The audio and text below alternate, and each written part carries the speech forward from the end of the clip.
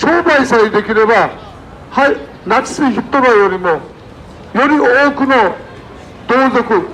多民族を殺害した中国共産党と手を組むという安倍自民党政権を私は非難したいと思います。ただし私は左翼でも何でもない、どっちかというと右翼だと言われてる、右の方だと言われても安倍自民党政権は狡猾だ、汚すぎると。まあ幸いなことに愛ある事業ですが、公営カジノを含むということで、秋元司という衆議院議員が逮捕された。あの人は完全に賄賂をもらってる。自民党の議員が、そして日本維新の会の下地幹夫という沖縄県九州比例選出の100万円もらった、300万もらった、そんなレベルじゃないですからね。これで次の総選挙である程度自民党は得票数、そして当選議員数も落とす、これはいいことなんです。私は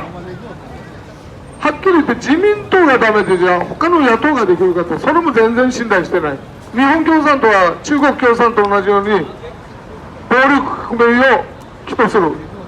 狙っているようなマルクス・レーニン主義者、破壊活動防止法上常時監視団体として指定されている。それどこが指定するかというと、法務省の付属機関であります公安調査庁、そこが日本共産党も常時視察監視活動団体となっているわけです。ここに日本共産党の党員の皆さんいますか？中国共産党と仲のいい日本共産党の党員の皆さんいますか？法務省の公安調査庁から常時監視団体として指定されたのが日本共産党なんです。怖い怖い。日本人でありながら日本人を革命のために犠牲にしようするのが日本共産党。かたや中国共産党も同じ漢民族を犠牲にしようとする、犠牲にして成立している。怖いんですよ。私たち日本人は平和が当たり前だと思っている。そして日本は水と安全はただだと外国の作家から揶揄されるような国民です。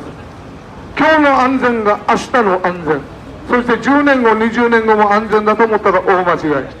中国共産党は沖縄県全てを中国のものだと思っている。かたや教育上の話として、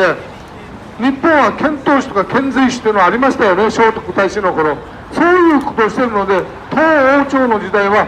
日本という国は中国のものだったんだという話までしてるんですよ。これは現実なんです。で、なんでじゃあ皆さん一般的なね、テレビしか見ないような高齢者の方、